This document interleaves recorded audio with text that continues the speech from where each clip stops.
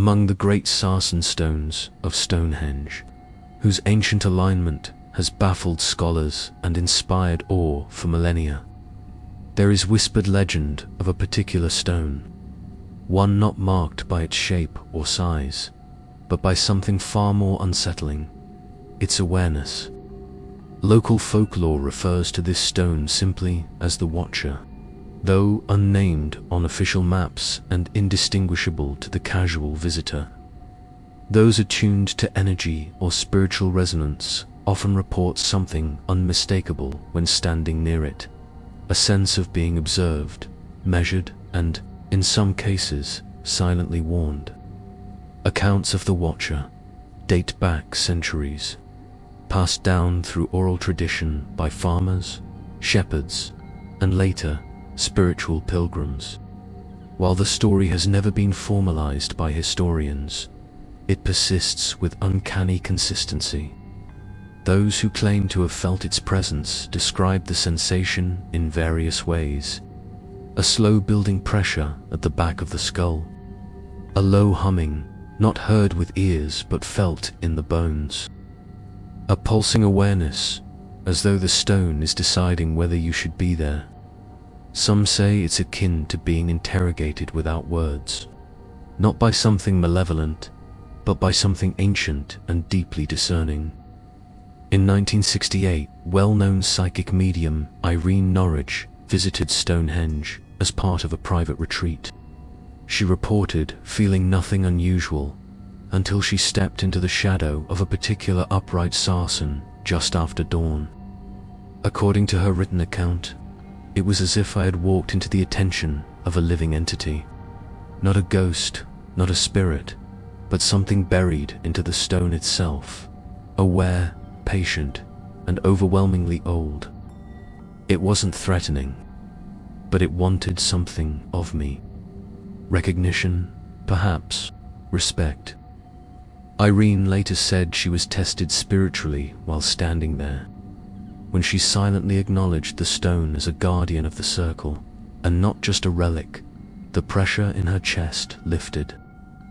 She returned to that spot in later years and claimed the energy would greet her like an old friend, but sternly.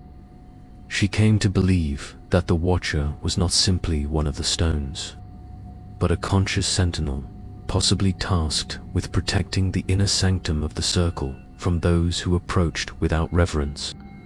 Even in recent years, tourists and sensitives continue to speak of the strange effects near the so-called Watcher stone.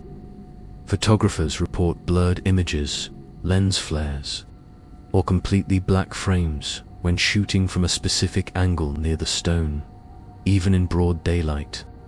Some describe their skin prickling only in that one spot, as if passing through an unseen field.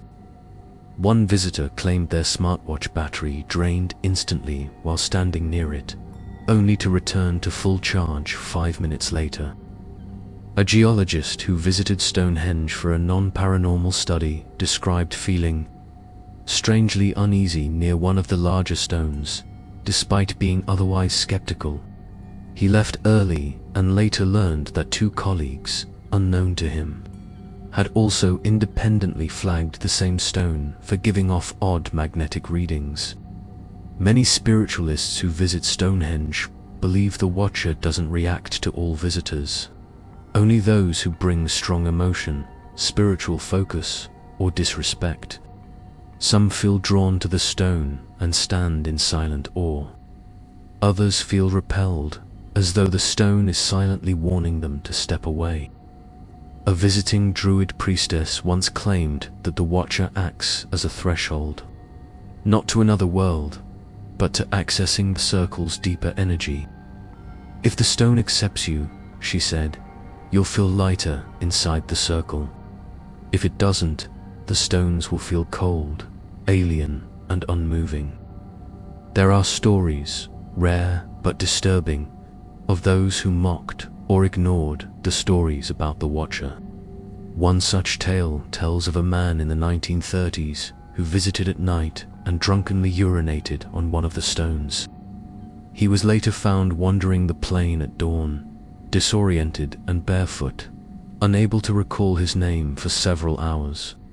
Locals blamed the silent punishment of the Watcher, not out of malice, but from an ancient imperative to protect the sanctity of the site. Other similar stories tell of vertigo, overwhelming fear, or sudden nausea when standing too close to the stone without proper intention. These experiences are usually temporary, but always vivid, and strangely specific to the same standing stone. Scholars don't identify any particular stone by this name. The actual identity of the Watcher remains unconfirmed, and perhaps deliberately so. Those who know it say it's better that way. The stone, they say, chooses you, not the other way around. One anonymous former site guide put it simply: "You'll know the one. It's not marked. But the moment you stand near it, you'll feel it. Not fear, just presence." Whether the Watcher is truly alive in the spiritual sense, or merely the product of countless years of reverence and belief imprinted onto stone, it remains one of the most enduring and enigmatic elements of Stonehenge's supernatural lore. In a place where time bends and mystery lingers in every shadow, it's not just the visitors who observe the stones. Sometimes, the stones observe you. Many thanks for treading this tale's dark path. If its chill gripped you, like, subscribe, and comment below.